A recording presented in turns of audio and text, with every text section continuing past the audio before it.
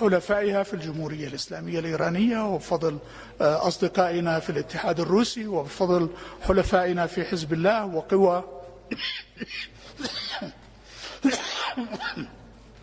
وقوى خيرة أخرى، فإنها تلجأ إلى استخدام وسيلة العدوان المباشر.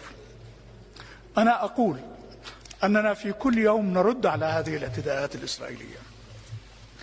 قد يختلف شكل هذا الرد اليوم عن غد،